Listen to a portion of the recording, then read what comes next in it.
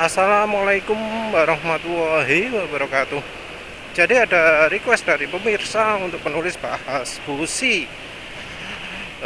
Dulu sekali pernah bahas ya, dulu sekali itu mungkin nggak sampai setengah tahun tapi ya pokoknya pernah bahas busi. Tapi sekarang penulis ingin bahas busi khusus khusus ya, khusus busi eh, stand eh, khusus busi untuk motor standar, lain-lain standar ya, bukan yang iridium dan macam-macam.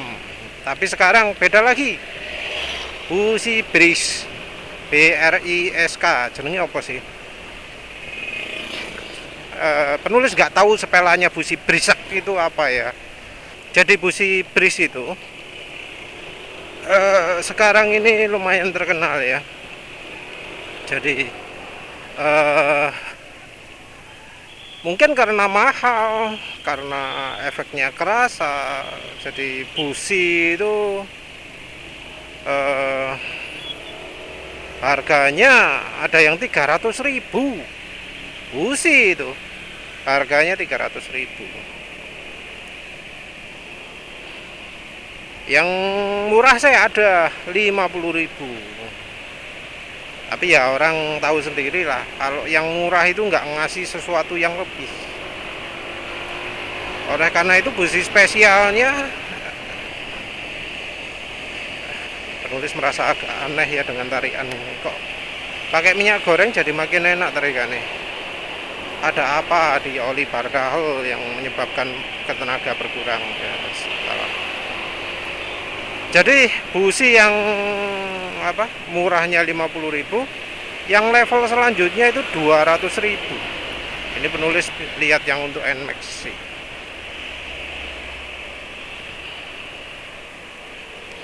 200.000, ada yang 280.000, ada yang 300.000.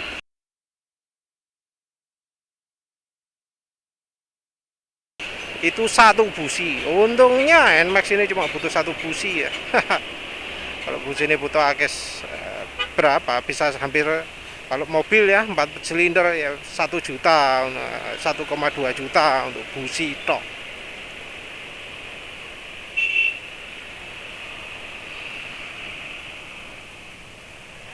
Yang busi istimewanya itu dilabeli plus 1 HP, plus 2 HP.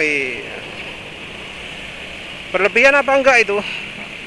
Ya kalau nulisnya itu di motor kayak CBR 250 RR atau R25 atau Ninja, lumayan wajar lah ya.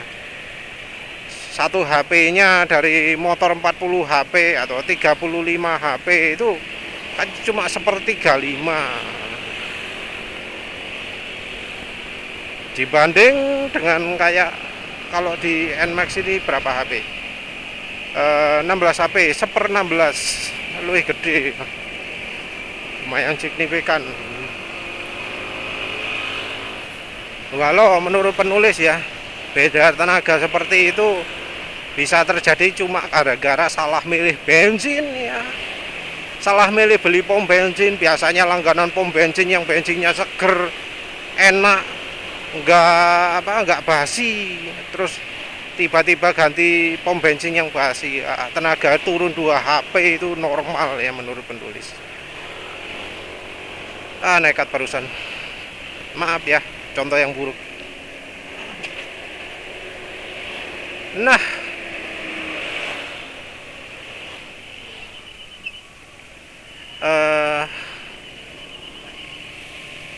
emang bisa tah busi memberikan tenaga segitu? Ya mau dibilang enggak ya ada buktinya, mau dibilang bisa tapi ya ada yang ngomong enggak ngefek.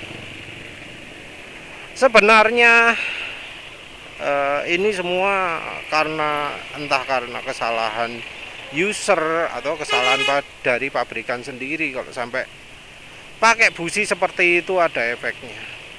Lihatlah, kita anggap semua ya, yang busi iridium, yang platinum gitu, Sebenarnya apa sih unggulnya busi iridium, busi platinum, inti koper, inti silver gitu ya? Apa keunggulan inti platinum dan iridium? Sebenarnya keunggulan utama dari inti iridium dan platinum itu adalah awet. Jelas ya? Awet.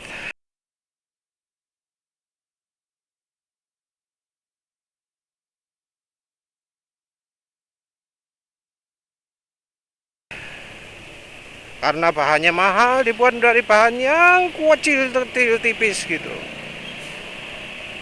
Dan sebagai efek dari menggunakan elektroda yang kecil, mini kecil banget, itu adalah berkurangnya voltase yang dibutuhkan untuk bisa menghasilkan bunga api. Tapi ya ada konsekuensinya sendiri. Ini hukum elektronik ya, hukum listrik, hukum bunga api ya. Ini bisa dipelajari di buku-buku bunga api. Bunga api itu apa sih prinsipnya? Kalau jaraknya elektron dekat, itu nggak butuh voltase yang tinggi. Kalau kontaknya kecil, tajam sekali itu, maka bunga api jadi lebih pingin melompat. Terus apalagi hambatan melompat itu berkurang ya, salah satunya karena ada apa jenenge, ada yang dilompati tajam. Yang kedua adalah nggak adanya hambatan.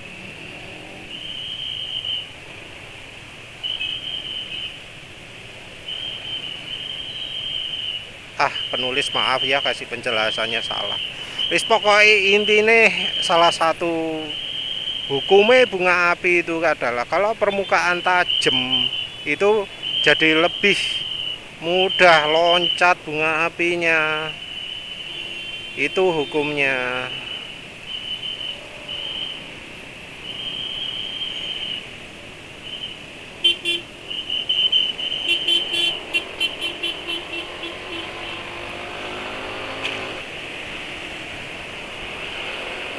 Wes itu kok jadi bertele-tele. Itu bener apa salah? Ya silahkan dicari sendiri, penulis sudah lupa itu di mana nyebutnya. Jadi makanya kayak misalnya kalau ingin membuat apa ionizer gitu pakai jarum, bukan pakai bola. Tujuannya apa? Ya biar listriknya itu loh bisa ngalir lewat jarum-jarumnya itu. Mungkin yang prakarya elektronika suka koleksi buku 301, 302, 303 seterusnya, itu ya mungkin ketemu yang namanya ionizer. Nah, ionizer itu apa syaratnya? Salah satunya adalah jarum, pakai jarum. Voltase ditingkatkan sedemikian rupa terus pakai jarum. Jadi kalau makin tajam, makin mudah bunga apinya. Dan emang wajar lah kalau mereka mengklaim misalnya ya, busi iridium NGK atau busi iridium POS ini bisa mengurangi, bisa menurunkan voltase sampai 20%. Oh, normal. Tapi ada cara yang lain sebenarnya mengurangi voltase yang dibutuhkan untuk lewat. Apa itu? Spark gap. Jarak antara elektrodenya itu loh dibuat rapat atau dibuat renggang. Itu sebenarnya. Kalau di balapan ini, wah ini bensin tekanan tinggi, butuh bunga api yang makin besar. Sebenarnya ya nggak harus bunga api yang makin nggak butuh koil yang bisa menghasilkan voltase tinggi, tapi ya bisa aja cukup gapnya ini dikecilkan. Wes itu Jadi nggak pakai standarnya 6 apa itu? Nggak mungkin 6 mm ya. Mungkin 6 ya, 6 mm ya. Diganti jadi 5 mm atau 4 mm.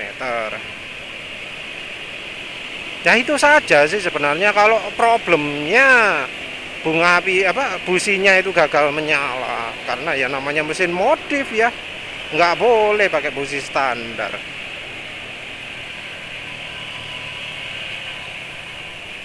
Nah, berikutnya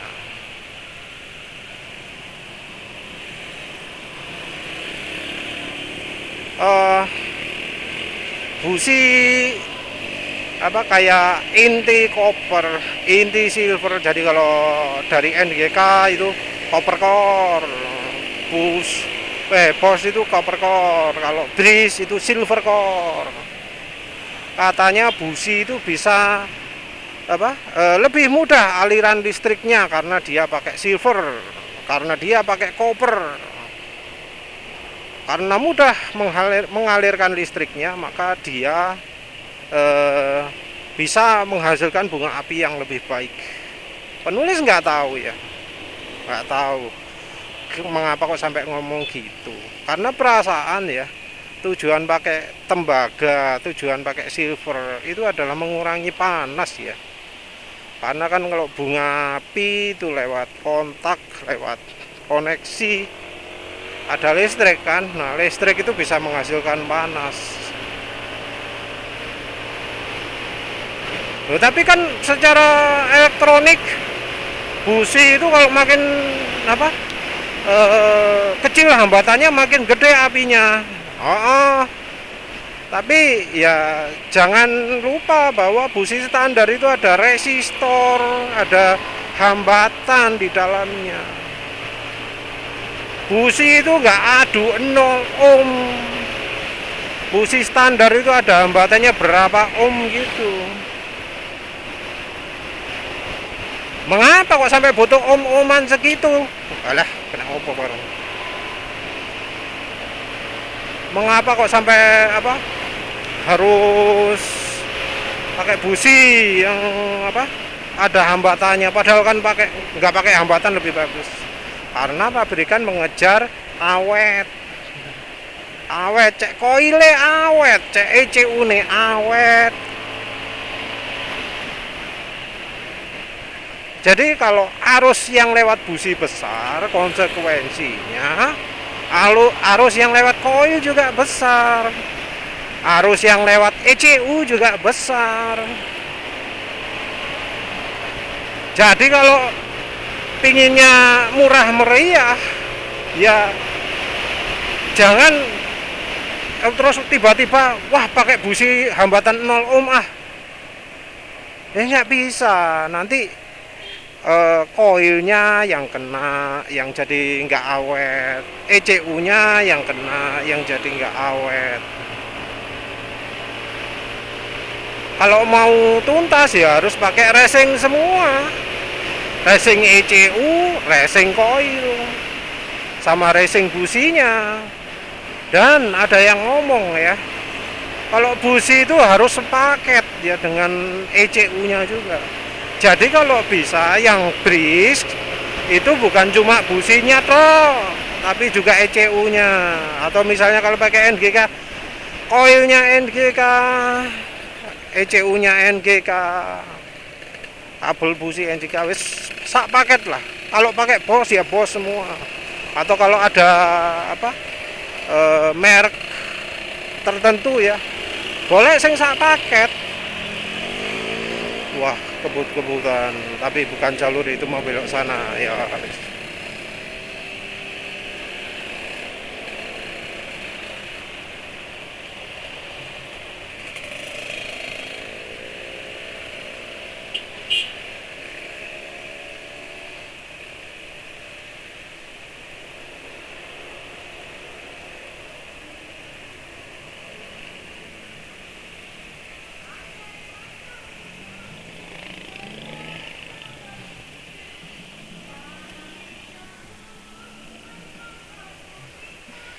Nah, Itu sampai sini bisa ngomong sampai sini itu dari silvernya ya, dari anunya ya. Karena busi itu ada hambatannya sebenarnya, eh dalamnya tembaga, dalamnya macam-macam itu tujuannya bukan untuk meningkatkan arus, bukan untuk membesarkan bunga api, bukan itu fokusnya beda. Jadi jarang ya ngomong busi ini bisa meningkatkan tenaga berapa HP kalau merek NGK, merek Bosch, merek Denso, karena ya yang dipamerkan mereka adalah businya ini awet, bisa memberikan api konsisten, bisa memberikan pengapian yang sempurna dalam banyak kondisi gitu ya. Jadi inti tembaga itu biasanya atau silver itu tujuannya adalah untuk meningkatkan heat ring. Apa itu heat ring? Heat ring itu adalah bagian sensitivitas suhu. Motor apa belakang ya? Kok mau nyoba ngebut tapi ada motor pelan-pelan.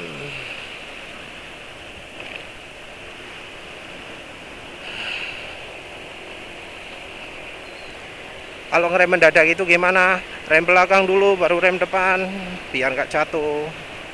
Makanya penulis bisa seenaknya ngerem mendadak karena ya tahu nggak akan jatuh. Jadi yang sampai sekarang takut-takut kalau ngerem mendadak, biasakan gitu. Rem belakang dulu baru rem depan. Rem depan habis itu digejot kuat-kuatnya, biasanya nggak ngelok. Jadi kalau sudah diawali rem belakang, rem depan bisa lebih banyak. Terus balik lagi ke topik. Sampai mana ya? Heat ring ya. Heat ring itu sangat berpengaruh kepada kemampuan membakar busi ya. Jadi heat ring itu hubungannya dengan panas. Panas ideal busi tersebut berapa? Kalau suhu mesin ternyata melebihi heat ring, maka busi tersebut jadi bisa terlalu panas dan menyebabkan nggak bersih lagi mesinnya, tapi ada peletek-peletekan, ada pre-ignition, ada macam-macam.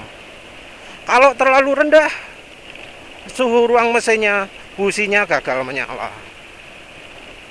Busi dengan heat ring yang sesuai itu bisa menyala terus dalam kondisi mesin apapun ya.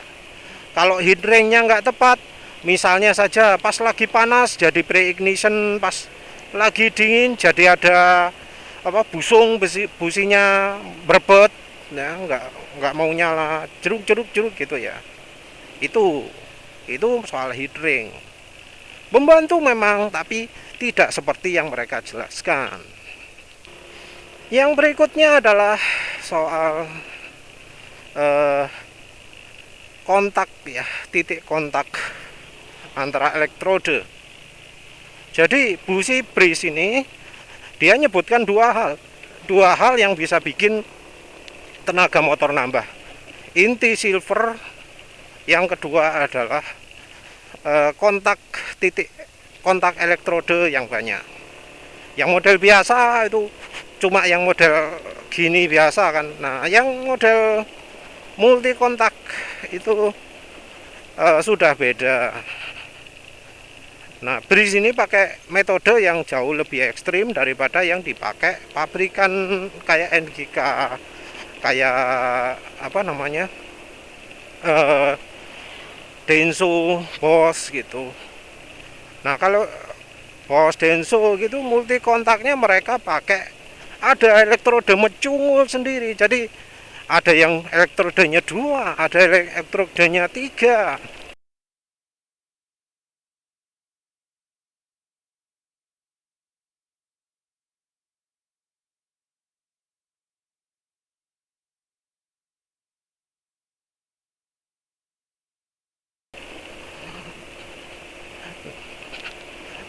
Tapi ada juga yang keluarkan kayak busi racing ya. Busi racing itu wes bunder dok, ada titik tengah tok satu, itu busi racing.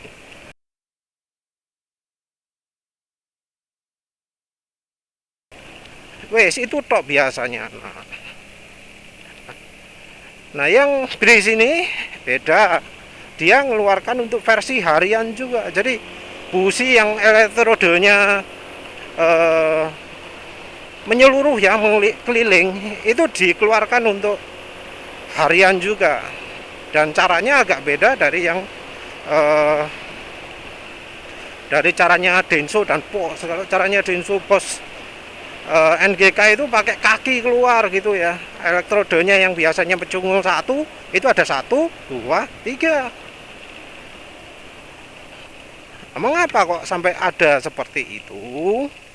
Kembali lagi ke hukumnya petir. Bunga api. Bunga api itu males lewat jalan yang sama. Males. Jadi pinginnya lewat yang berikutnya, yang samping-samping. Yang kalau ada alternatif ya dia milih alternatif. Habis jeder ke tempat itu, nanti jeder lagi nggak ke situ kalau misalnya ada tempat lain yang bisa lebih mudah dilewati. Jadi habis sekali lewat, itu seakan-akan ada hambatan. Hal ini bisa terlihat jelas dari video kuawak, video masa lalu, video zaman susah lah ya wis.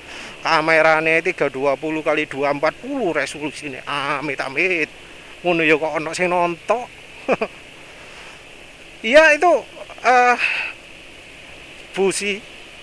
Pernah penulis beli busi kaki 3 elektrode.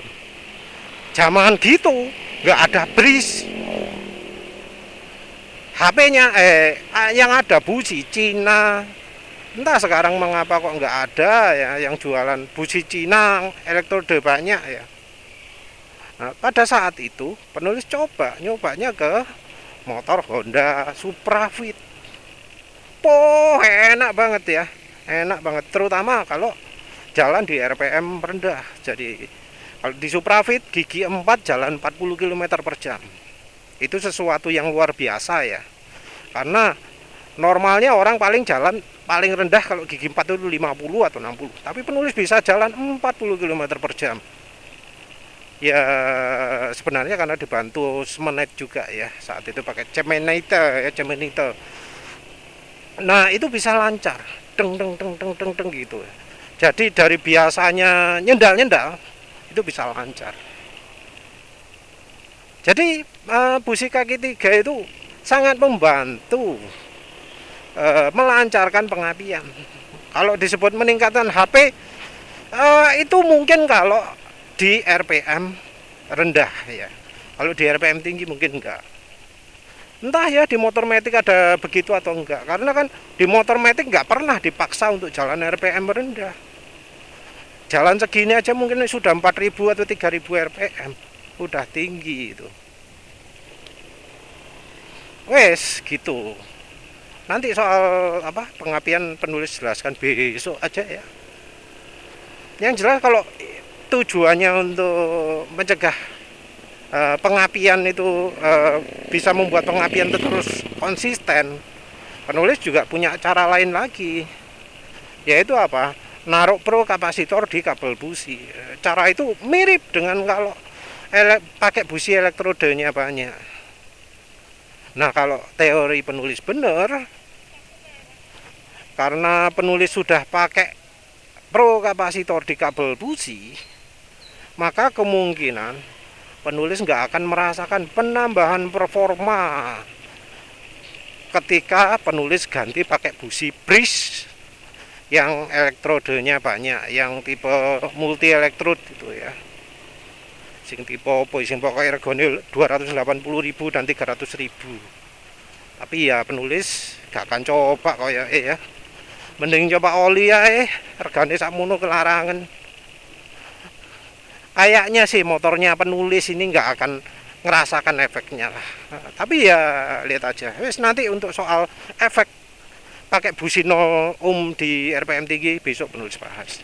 Terima kasih sudah menonton. Assalamualaikum warahmatullahi wabarakatuh.